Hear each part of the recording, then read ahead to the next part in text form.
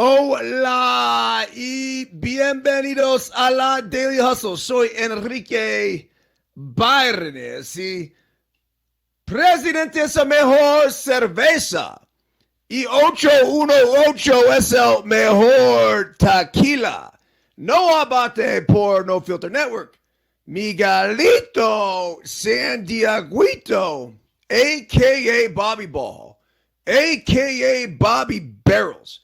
Not with us today, but, of course, dead or alive, job or no job, we properly salute our boy.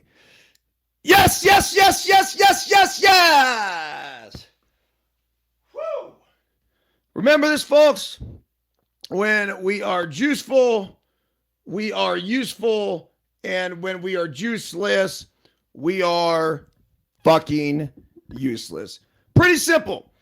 Very pleasant good morning to each and every one of you on this 11th day of October 2023. Of course, we are sponsored by KT Tape. That's right. You see the banner up top. You got the QR code here. Go ahead and click on that to get yourself the starter kit. Right here, we have the Skin Prep wipes along with the Pro Oxygen tape. So you fire that on after the Skin Prep, and then the blister prevention. This is over here. And we complete the quadfecta with the Chafe Safe. Make sure you're keeping your package nice and tight, nice and neat, nice and clean. It's just all part of it. So on that note, would like to give some love to Super 70 Sports. What a great shirt. What a great guy. I've nicknamed him Fuck It Fred. So that is going to be his name. I wore that shirt last night on Deuce as well. I need more of them. I literally want to fill my entire closet up with the Fuck It Freds. So anyhow, buenos dias to you. This is the electronic email communication that went out this morning to the thousands of subscribers to the Daily Hustle email. And today, and again, like I've played around with the formatting of these, but figure that it is a good way, I know, just to be able to outline what we'll be talking about on the Daily Hustle pod. And then also, look, not everyone's going to be tuning in to the podcast. And by the way, can I get some love, or give some love actually, to the people? Not for the Daily Hustle. I have no idea where this is ranking. But Deuce is Wild cracked the top 15 on baseball podcast. We've only been up for like 3 weeks. It's insane that it's gained that much momentum that quickly. So thank you to Thrill. Thank you to obviously everyone who's been downloading the podcast. If you haven't checked it out yet, go to Deuces Wild with Eric Byrnes and Will Clark, Apple Podcasts, Spotify, wherever. Leave a review. It really helps us. Same sort of thing for the Daily Hustle right here. Okay, the email this morning reads like this. Buenos dias. Today is the... And it doesn't say the. It says Buenos dias. Today is Wednesday, October 11th, 2023. Last night, the Astros took down the Twinkies to take a 2-1 series lead, and the Rangers advanced to the American League Championship Series by sweeping the Orioles 3-0. This stat is crazy. The O's hadn't been swept in 91 straight regular season series, yet they got the broom pulled on them in their first postseason since 2016. How do you even explain that? The fact that they went 91 series without getting swept. They had not been swept since Adley Rutschman got called up to the big leagues. And then, in their first postseason in, 7 years? The very first postseason in 7 years, they get swept. I told you my concerns before the postseason started. They just don't have the experience. That was the big issue. So pretty much, how do you get experience? Well, you go through it. So they're going to be able to learn from this. The future is bright in Baltimore. Jackson Holiday is waiting in the wings. They have other top prospects. I think, look, they figured it out. They have an idea of what it's going to take to win in the postseason. It really is about getting hot down the stretch, and it's getting hot at the right time. Maybe the game's played a little differently in the postseason too. There's one where you're trying to maximize your wins over a 162 game stretch, and then you have another where it literally turns into this sprint. So you go from the ultra marathon to the sprint. Well, I'm not sure they were built for the sprint. Tonight, the Braves travel to Philly, and the Diamondbacks host the Dodgers in Arizona.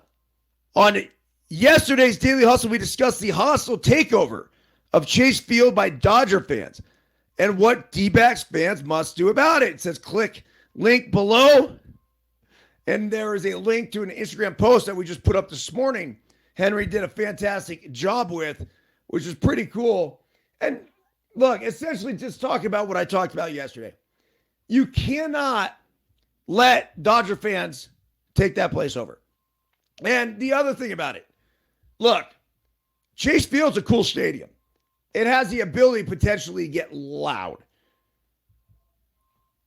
Don't make this an evening of Diamondbacks baseball. Make it the Snake Pit. It's as simple as that. Okay. On this date in 1986, Lenny Dykstra's 2-run home run off Dave Smith with one out in the bottom of the ninth gives the Mets a 6-5 win over the Astros and a 2-1 lead in the National League Championship Series. A wild moment for a wild fucking dude. If you guys remember, this is like pre-steroid Lenny too, where he gets up there and there's a story that goes with it. It's something along the lines of basically like this guy was just fighting, scratching, clawing, for everything. But he ends up running into one, going around the bases just like that. Such a fun team to follow. That was my first year really paying attention to baseball. Of course, then the Mets went on to play the Boston Red Sox in the World Series where the infamous Bill Buckner play, and then in Game 7, the Mets ended up closing it out for the World Championships. And then you have all the stories about Darryl Strawberry and Doc Gooden, and I think it was Doc that ended up missing the parade, and just that documentary that they did Once Upon a Time in Queens. It's almost worth revisiting at this point. When you get to this time of year, the other great one was the one about the Red Sox and the 4 days in October. This literally might be my favorite time of year. And I'm a sucker for the winter and the snow and everything else. Obviously, living out here on a ski mountain, tough to beat summers out on the lake. Springtime, always glorious. This time of year, though, I just think with everything, with the sports, as a sports fan, as somebody who creates content for a living, look, man, you have MLB playoffs, and it's not even a World Series. So when I say best time of year, I mean right now. MLB playoffs. You have college football in full swing, so you have all the hopes of the undefeated teams and national championships and whatever else. You just get to root your team on every Saturday. And then every Sunday is the NFL. And there's still these endless possibilities. It's not like half the league's been eliminated. That will be as the season continues to go on here.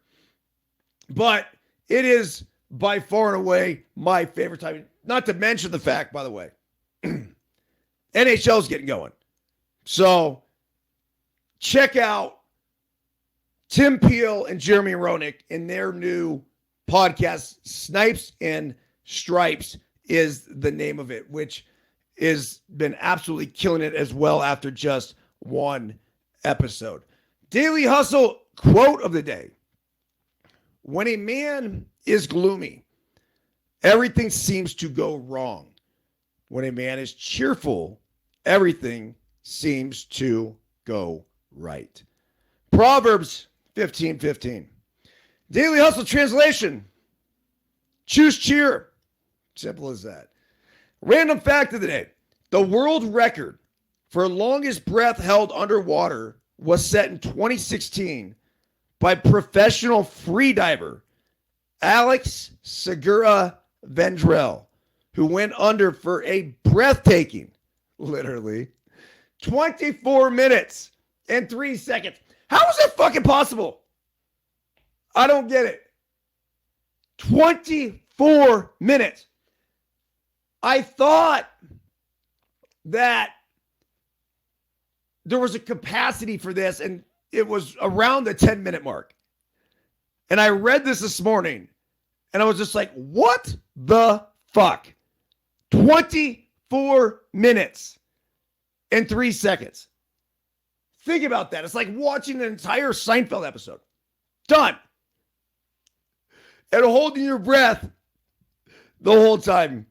Join the Daily Hustle Live Interactive Life Optimization Podcast at NoFilter.network, 9:40 a.m. or catch it later in the day on Apple, Spotify, Caffeine TV, Fubo, or wherever else you may choose to consume this DH Golden content. All right.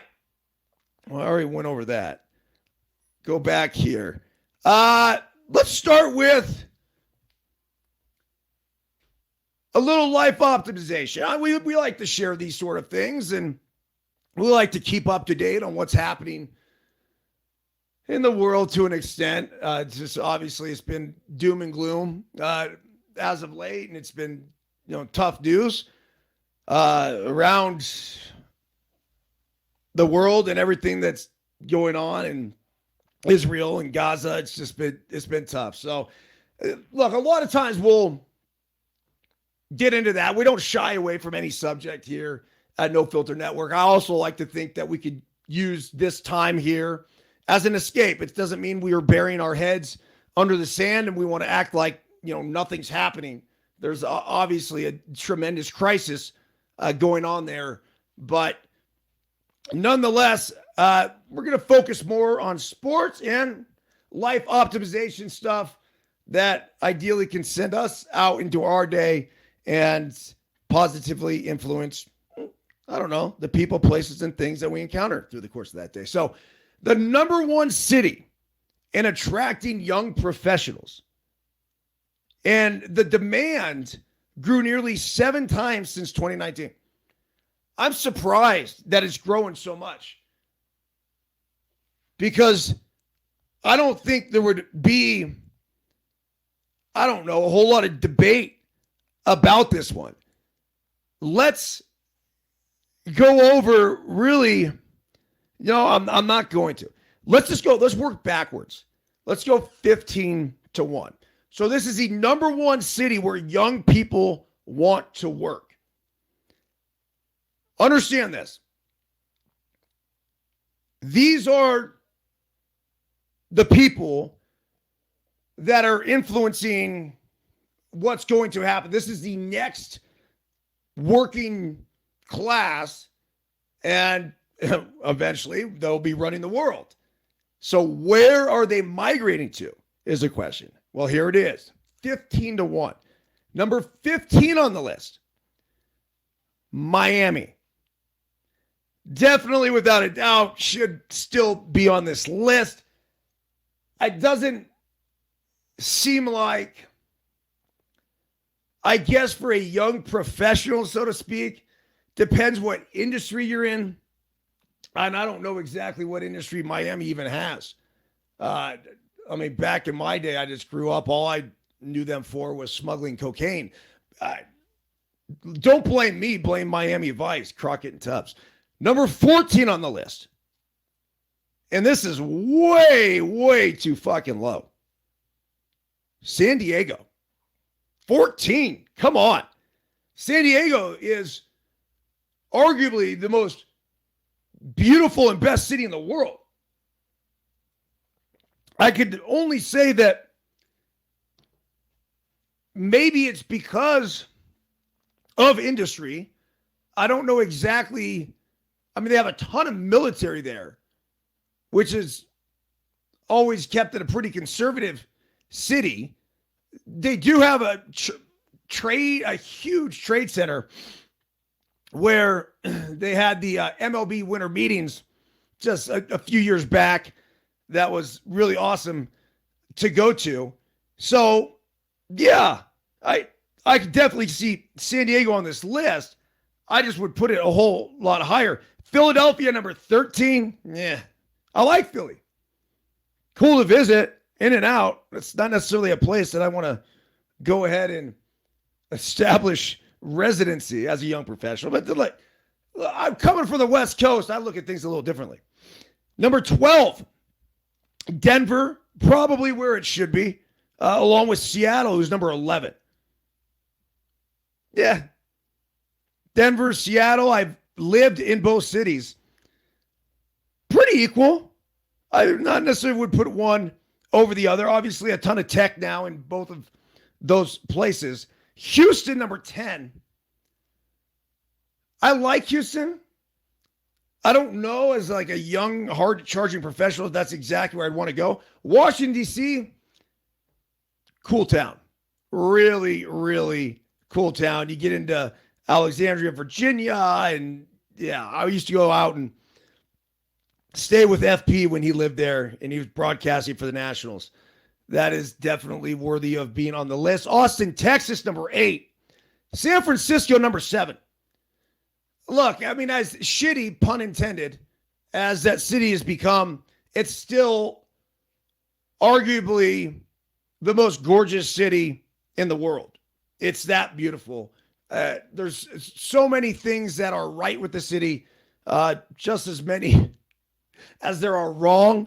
So, I think that you can shelter yourself a little bit from the high crime rates, from the huge homeless population that has essentially taken over the streets in a lot of the areas.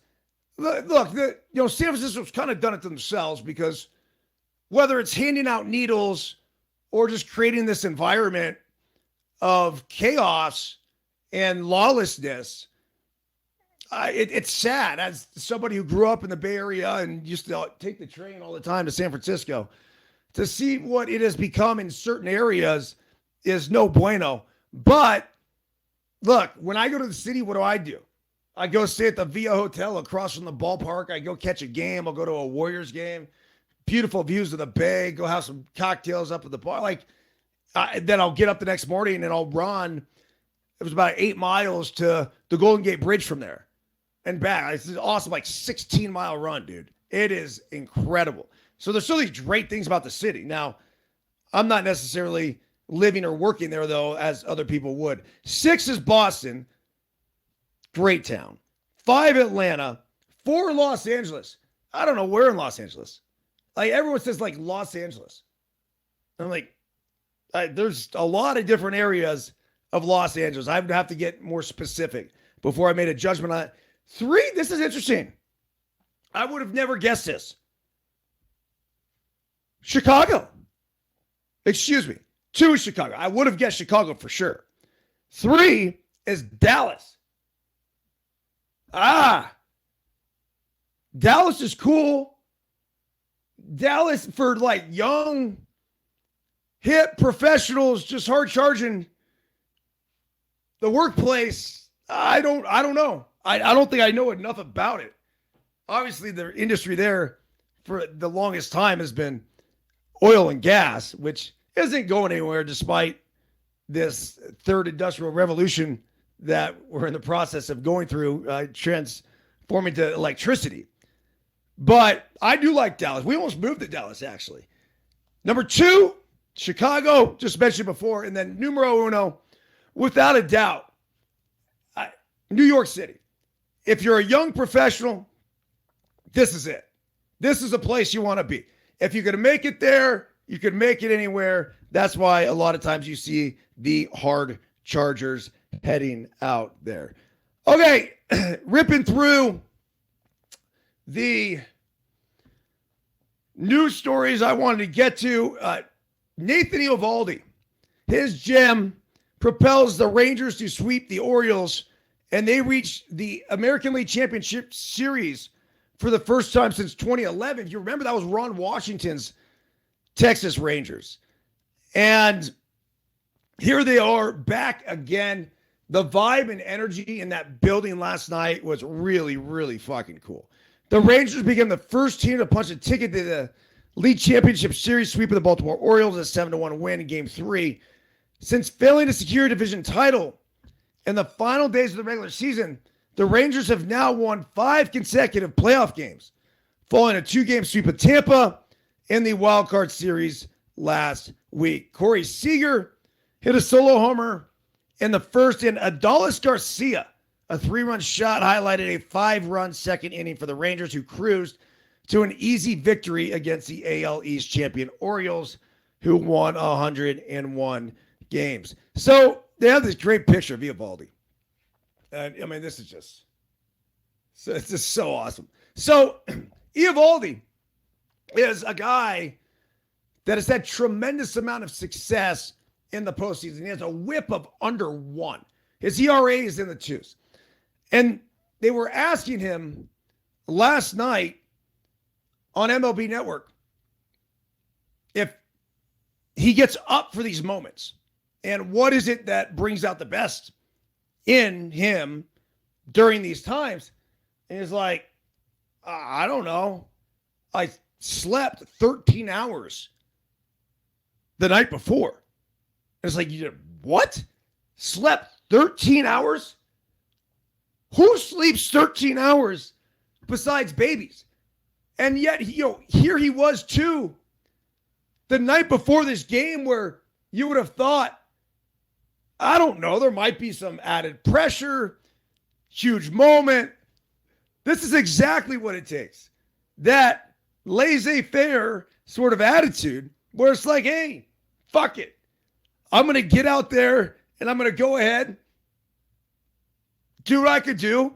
The guys that have success in the postseason are guys that don't do anything differently. You don't try to take it up a notch. Look, you stay very even keel. You play your game. Excellence is a habit. It's not one of these things we try to create out of the blue and all of a sudden we hit the postseason and we're stepping it up a notch. Look, you train hard to play easy. You train hard. And part of the training for the postseason is playing the regular season and learning what it takes to get onto that even keel. Bottom line is just trying to maximize your performance. And how are we able to do that? So in the biggest moments that I would ever come into, I'd feel the air pass through my nostril and try to slow it down. Rangers' Bruce Bochy raises a major question among MLB fans with his clubhouse speech. This was good. The Rangers are doing exactly what was hoped for when Bruce Bochy was hired as manager in his first season in Texas. They make the postseason, making a run to the World Series following a 7-1 win that finished off the ALDS sweep of the Orioles. Bochy joined his players in the Texas clubhouse to celebrate. But during his speech to the players, the skipper made a remark that had many MLB fans asking questions. Quote, "The only thing I need to know right now," asked Bochy, "Hedgie, what's the number on your ass right now?"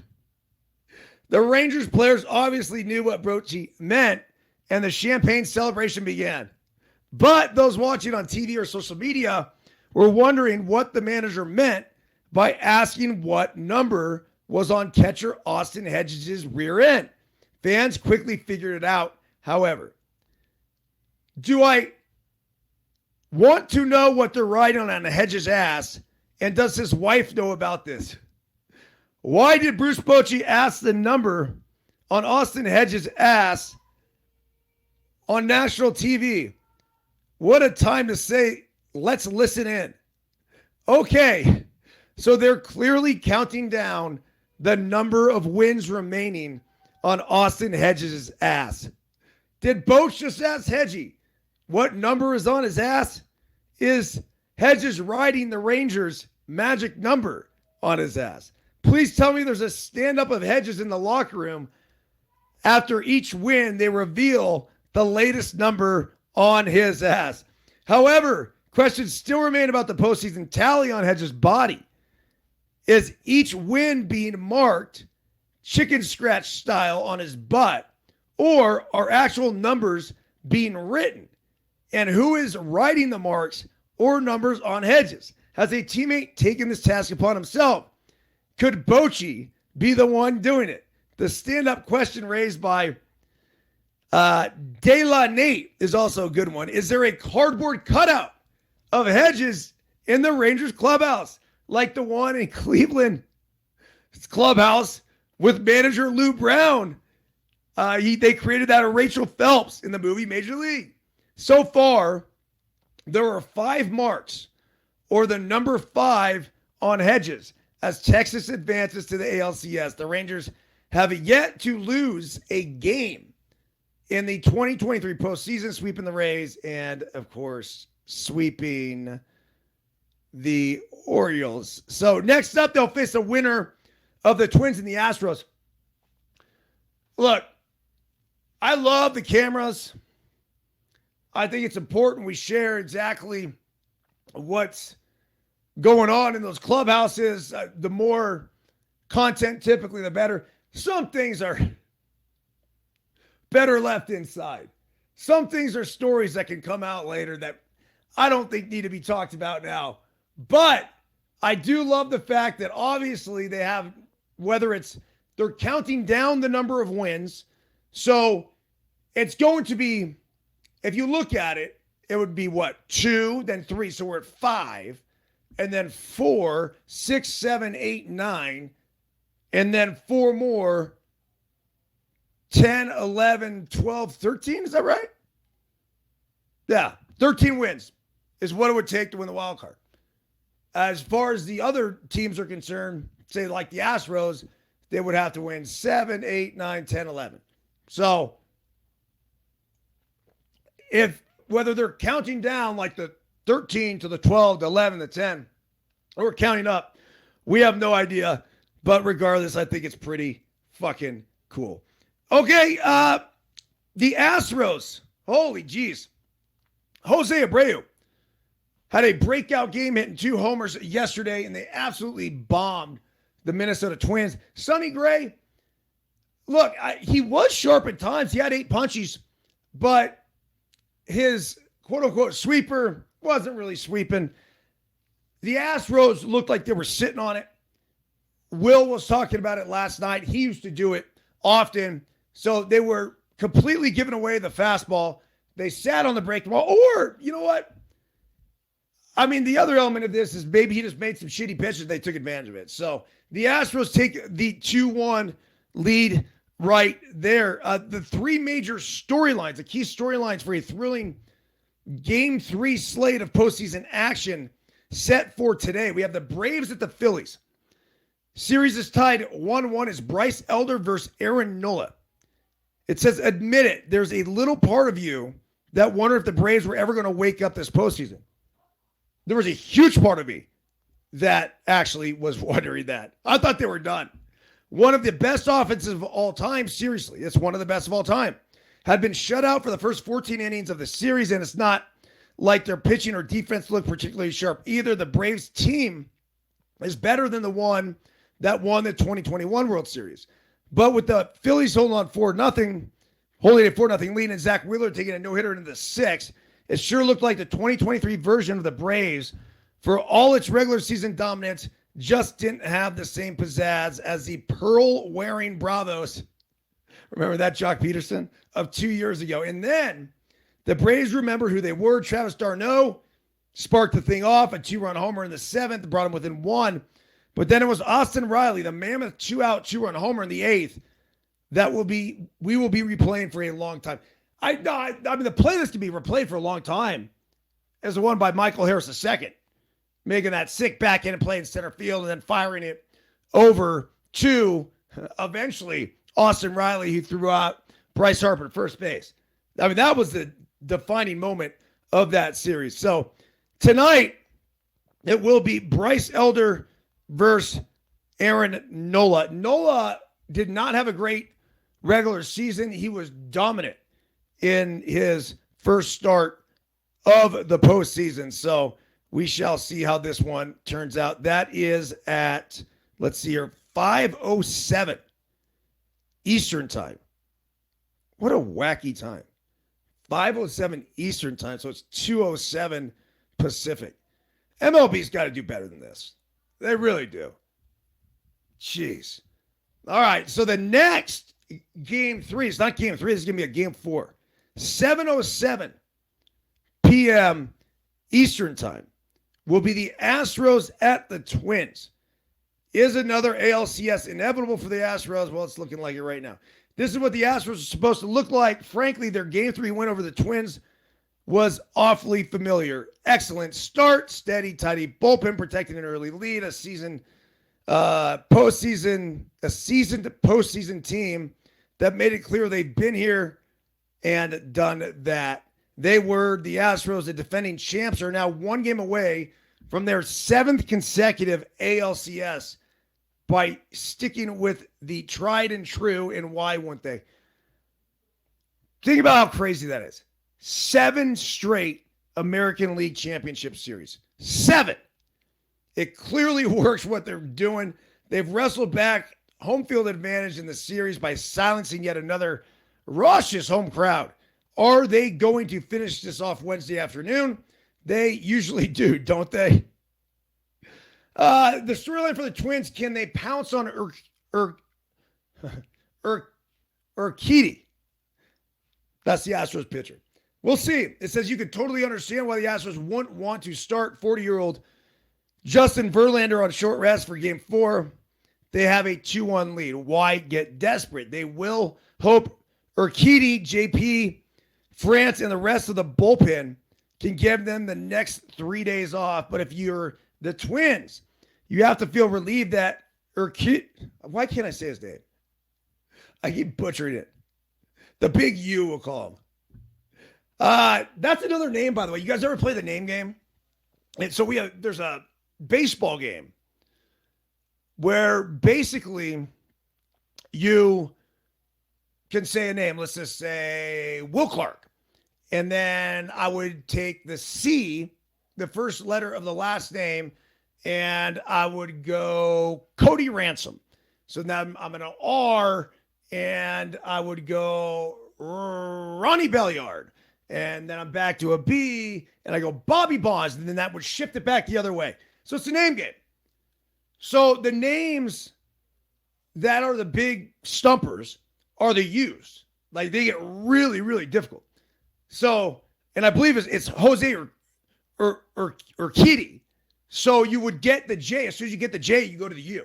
Now, I do have a couple U's. Ubaldo Jimenez is one of them. The other one is Ugueth Urbina. Fun name. There's a few more you could look up, but that usually is where the game gets stumped. Nonetheless, yeah, they will be playing tonight at 7 p.m. Eastern time. And then we have the Dodgers at the Diamondbacks. The D-backs lead the series 2-0. It is Lance Lynn against Brandon Pfaadt. Yep, that's right. P-F-A-A-D-T. That's a fat name, dude. Wait, is it the offense that it's the problem? That's what the Dodgers are saying. This is a storyline.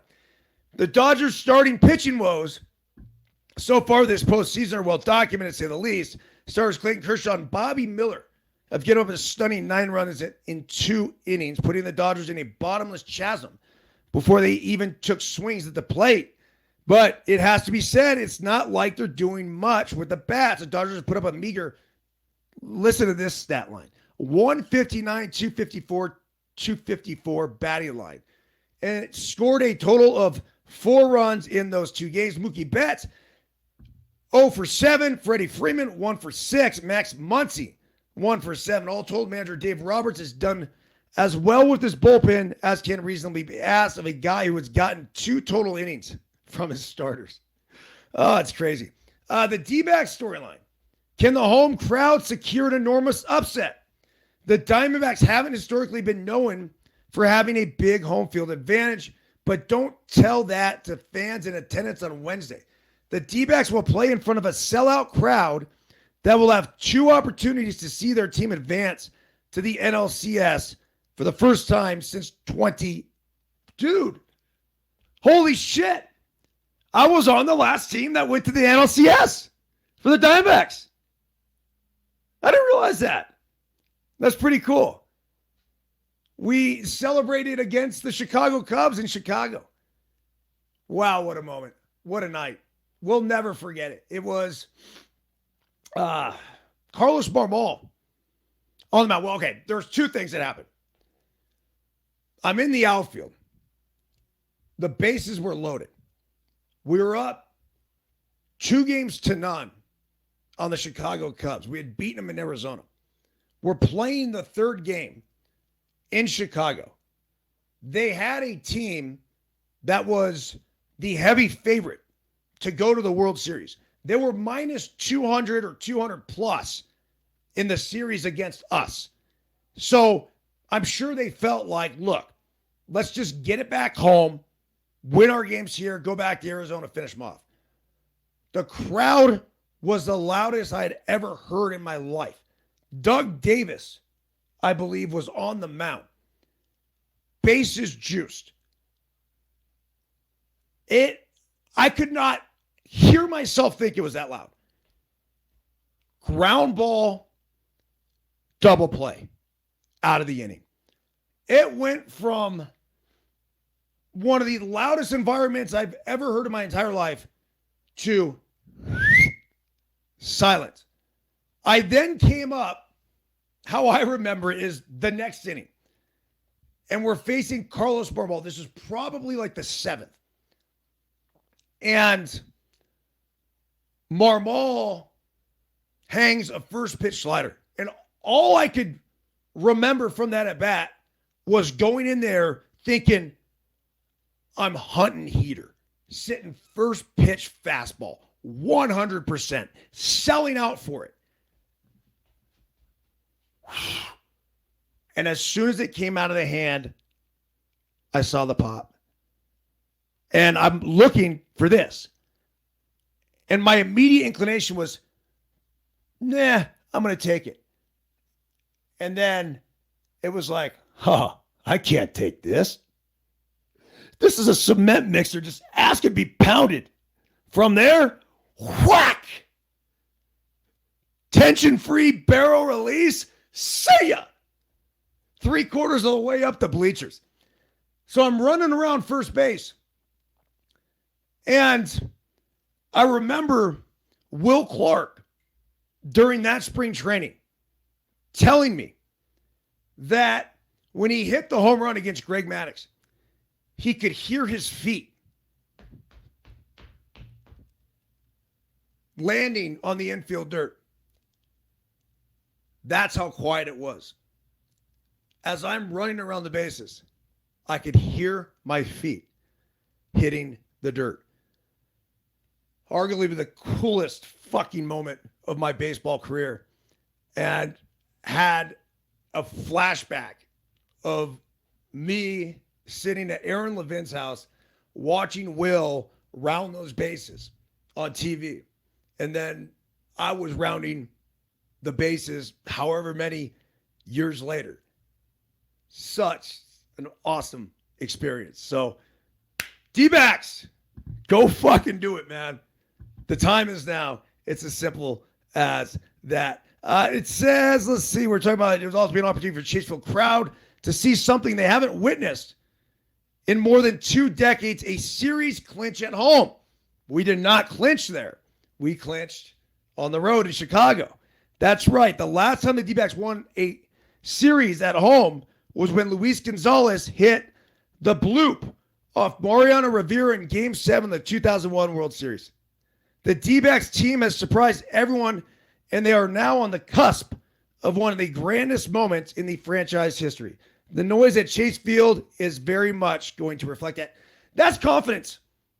Look, I don't want to be an asshole, but you're telling me that the noise and the fans are going to show up. I haven't fucking seen it. Now, down the stretch, it looked like they had some good crowds when they laid an egg to the Astros. And they were trying to clinch a postseason berth. It just didn't work out. But, looking at this and looking at this series, I don't need you to tell me, Diamondbacks fans. I need you to fucking show me. You have to show up, show out. I can't wait to watch that game. I'm as excited. I don't sit down and watch games. I just don't, right? I might sit down tonight and watch this entire game start to finish. It's 9:07 p.m. Pacific time. As a matter of fact, I don't know. Maybe I'll do an alternative broadcast. We'll see. Okay, let's move on here. We got Deion Sanders. A couple years back, and it becomes a story again because he's a story. He basically said that there needs to be different tiers in the Hall of Fame. And Bill Cowher apparently was asked about it. He disagrees with Deion Sanders. His Hall of Fame take, saying it would be a disservice to all the other Hall of Famers. I totally agree with Bill Cowher. Look, a Hall of Famer is a Hall of Famer. Now we got to try to put tiers and everything else. This was an article I was kind of really going to get into and just think about and just bring up the question, should we tier Hall of Famers? If we did, then basically you could say everyone could become a Hall of Famer then. It doesn't, there's no fucking way. You just can't do it. The other Deion story that I had, and I didn't know this, we went to the game at Arizona State in Tempe on Saturday. And we got the boys down low. Dude, they had 10th row tickets. Awesome seats.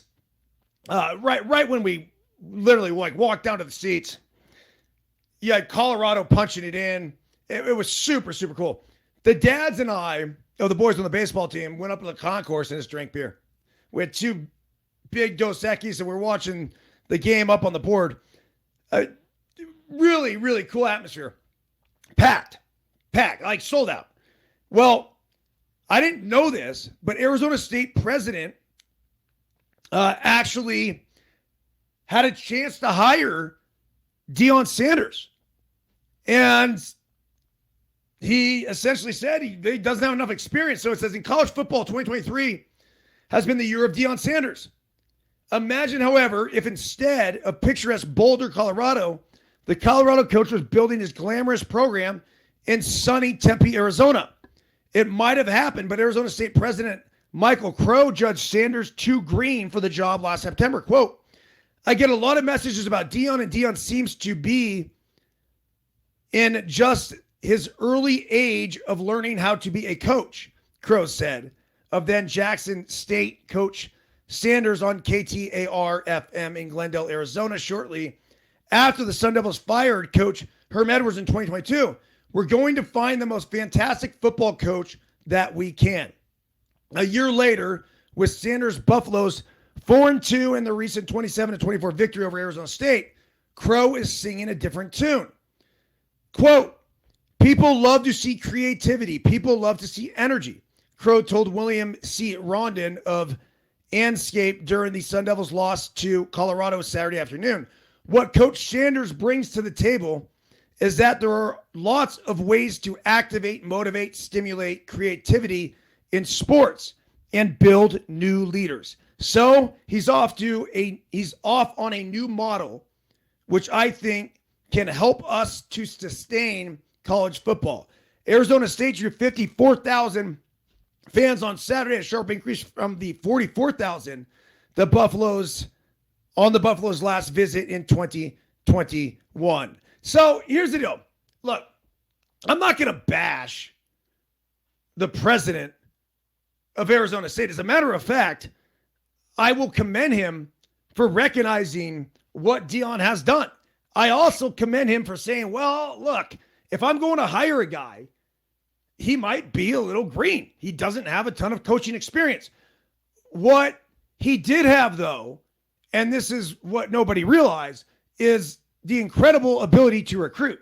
So if you looked at Jackson State and what was going on there, and the fact that he was getting these 5-star recruits to go to this small college, I mean, that alone would tell you what he would be able to do with a bigger institution.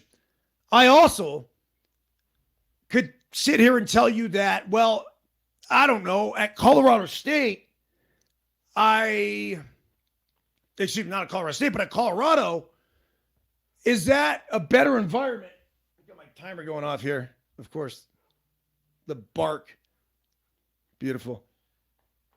We are in a time crunch on the Daily Hustle podcast, which basically 47 minutes is what I'm supposed to keep it near at each day so I don't ramble on. And I know it goes into an hour time slot, I believe, on a few of the different networks, so they're able to put in the ads and everything else. So whatever. Let me finish my thought here. Would Arizona State be a better spot? So would it be easier to get a lot of the kids to come to Arizona State as opposed to Boulder? Weather, I would say pretty similar. I mean, it's fucking hot in Arizona. Now, not necessarily, obviously, all the time, but if you assume that the majority of the recruiting that Dion is going to do is going to come from the southern part of the United States, they like it hot. They're used to it hot. So it seems like it would be a little bit more of a difficult sell to Colorado as opposed to Arizona State. I imagine, and we're going to see what happens, because there's a couple things. Like, Dion's got 2 kids in school. What happens when his kids go? I got to believe he goes. And maybe I'm wrong, but Colorado is not the pinnacle of college football. This guy's going to have whatever job he fucking wants to have. There literally is probably going to be a handful of jobs that he couldn't have. Other than that, there's not going to be an AD in America. There's not going to be an NFL head coach in America with an open vacancy that would not want this guy as their head coach. So, look, good on Arizona State's president for recognizing that. All right, let's finish this thing up. Wooden Wednesday. Got great quotes from great leaders. And right at the top of that list is our dude, John Wooden. Look at this sticky. It's my Family Feud tag, by the way. We need a refurbish on that. All right. Wooden Wednesday. John Wooden. A keen student of the game and master motivator, John Wooden was one of the greatest coaches in college basketball history. He led his team, the University of California at Los Angeles, to a record 10 NCAA championships. Ability is a poor man's wealth. Be more concerned with your character than your reputation, because your character is what you really are, while your reputation is merely what others think you are. Love that one. Adversity is the state in which man most easily becomes acquainted with himself. Be prepared. Be honest. Things turn out best for the people who make the best of the way things turn out. Consider the rights of others before your own feelings, and the feelings of others before your own rights. It's what you learn after you know it all that counts. All right, everyone have a fantastic day. Tons of baseball on this afternoon. Look out for a potential alternative broadcast during that D-backs Dodgers game tonight. Well, the show is certainly one of them. A lot of love to everybody. Go kick today's ass. See ya!